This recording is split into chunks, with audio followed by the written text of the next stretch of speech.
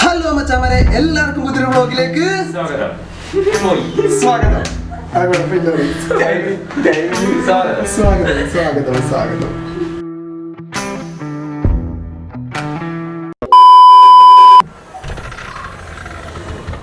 ഓ മച്ചാമാരെ, നമുക്കപ്പോൾ ഒരു ട്രിപ്പ് പോയാലേ? എങ്ങോട്ടാന്നല്ലേ? മൂന്നാറേക്ക്.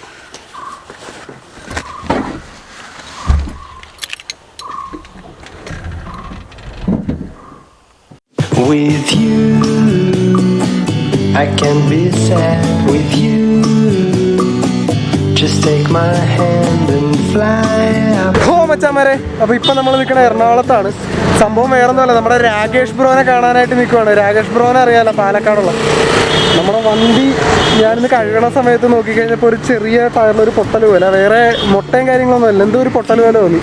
അപ്പോൾ റിസ്ക് ആണല്ലോ എന്ന് ഓർത്തിട്ട് ഞാനിപ്പോൾ ഒരു കാര്യം ചെയ്ത് രാകേഷ് മച്ചാൻ്റെ വണ്ടി എടുത്തിട്ട് പോകാമെന്ന് ഓർത്തു. അപ്പോൾ നമ്മുടെ ബേബിനെ നമ്മളിവിടെ ഉപേക്ഷിക്കുകയാണ്, രാകേഷിൻ്റെ കൈകളിലേക്ക് ഏൽപ്പിക്കുകയാണ്. എൻ്റെ കൂട്ടത്തിലുള്ള ദീപക്, ഞങ്ങൾ ഭയങ്കര 10ാം ക്ലാസ്സിലെ ചങ്ക് മച്ചാനാണ്. എൻ്റെ മുഖം കാണിക്കണം, കണ്ട എൻ്റെ ഒടുക്കത്തെ ഗ്ലാമറല്ലേ.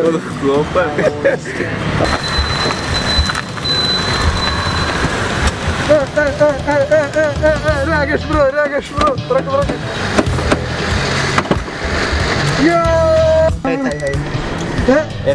നാളുകൾക്ക് ശേഷം എത്ര നാളെ? ഒരുപാട് നാളൊന്നുമില്ല, കുറച്ച് നാൾ. രാകേഷ് ബ്രോയുടെ ചങ്ക് വണ്ടി എത്തിയാണ്. ഇനി നമ്മൾ പോണത് രാകേഷ് മച്ചാന്റെ വണ്ടിയിലായി.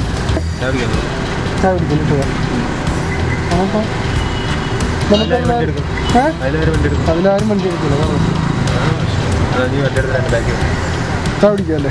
അപ്പം ഞങ്ങളൊരു ചായ കുടിക്കാം, എന്നിട്ട് ബാക്കി കാര്യം പറയാം. അപ്പൊ തുടങ്ങാം, ഫെച്ചോ ഫാൻസിന് പതുങ്ങാം, എന്റെ വരികൾ കേട്ടു നീ വിട്ടൊടുങ്ങാം. ഞാൻ നിന്നെയൊക്കെ കാളും മുന്നേ വന്നവൻ, നിന്നെക്കാളേറെ നമ്മളെ ബേബി കൈമാറ്റം ചെയ്യുന്നത് പതിയെ.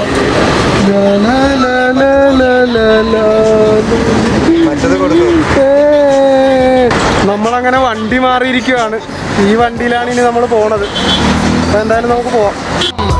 എന്റെ ലക്ഷ്യങ്ങൾ എന്തിനാണു തകർത്തത് എന്ന് മുതലാണു നീ എന്നെ വെല്ലാൻ തുടങ്ങിയത്. നീ കാരണം തുലഞ്ഞു പോയതെന്റെ ഭാവി എഞ്ചിനീയർ ആകണമെന്നെന്റെ മോഹം അത് വാവി. എടാ ശവി, നീ എപ്പോഴാണ് ഏതു കവി? നീ കുളിച്ച കഞ്ഞിയിലെ കവി. ഇല്ലതു തുടരട്ടെ, എല്ലാ ഹേറ്റേഴ്സ് നിന്ന് പോരട്ടെ, ഈ കളി ഫെയിൽ ആകണത് നീ. നമ്മളപ്പോൾ ഫുഡ് കഴിക്കാനിരിക്കുവാണ്. ഇവിടെയാണെന്നുണ്ടെങ്കിൽ ഒരു രക്ഷയിൽ ഒടുക്കത്തെ തിരക്കാണ്, അതുപോലെ തന്നെ ഒടുക്കത്തെ ശബ്ദം, ഒരു സമാധാനം കിട്ടണില്ല. ഇവിടെ ഇങ്ങനെ ഫുഡിന് വേണ്ടി കാത്തിരിക്കുക. എന്ന് വരും നീ അല്ല, ഭയങ്കര സ്ലോയാണ്. പിന്നെ ഇവരുടെ പെരുമാറ്റമൊക്കെ കൊള്ളാം. മനസ്സിലാക്കാം നീ എന്നെക്കാൾ എത്ര ദൂരം പിന്നോട്ട് പോയവനായിരിക്കാമെന്ന്.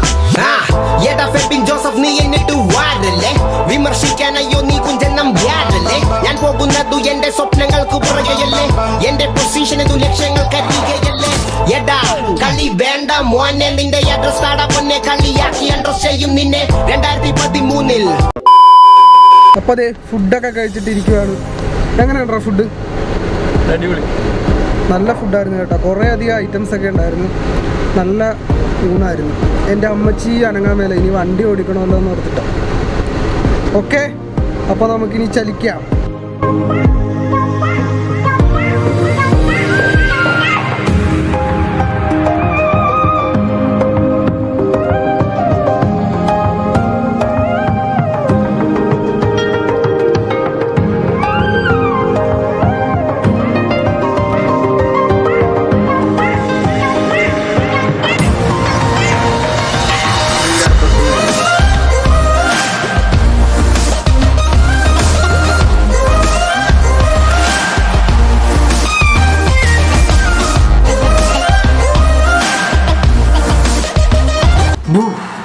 നമ്മൾ റൂമിലെത്തിയിരിക്കുകയാണ് ഗൈസ്.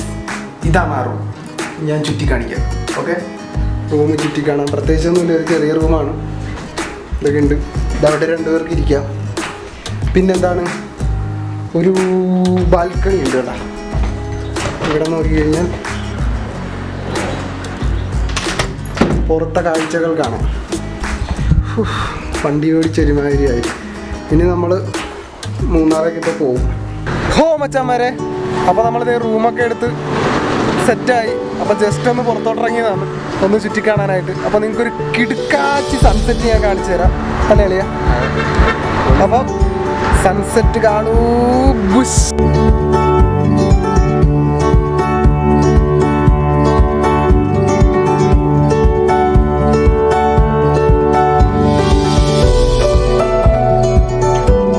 നോക്കിക്കൊണ്ടിരുന്നപ്പോഴാണ് ഒരു സംഭവം മനസ്സിലായി. അങ്ങ് ദൂരത്തെ ഒരു ടവറിൽ ഒരു പുള്ളിക്കാരൻ കഷ്ടപ്പെട്ട് വലിഞ്ഞ് കയറിക്കൊണ്ടിരിക്കുകയാണ്. അപ്പം ഞാനത് നിങ്ങൾക്ക് വേണ്ടി കാണിച്ചു തരാം. അയ്യോ, ഇങ്ങനെയുള്ള ആൾക്കാരൊക്കെ സമ്മതിക്കണം അല്ലേ?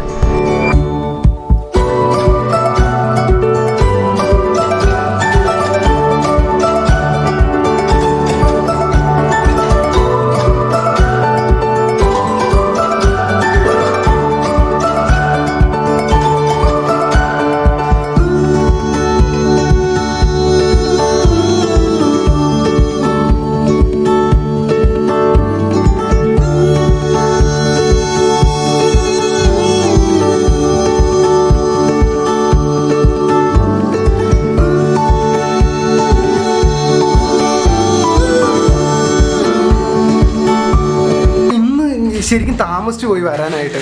അപ്പോൾ അത് കാരണം തന്നെ ഇപ്പോൾ കോടയൊക്കെ ഇറങ്ങിയത് കാരണം മുകളിലേക്ക് പോകാൻ പറ്റിയില്ല. പിന്നെ ഞങ്ങളിപ്പോൾ റൂം എടുത്തിരിക്കണമെന്ന് പറയാൻ നേരത്തെ അടിമാലിയിലാണ് റൂം എടുത്തിരിക്കുന്നത്.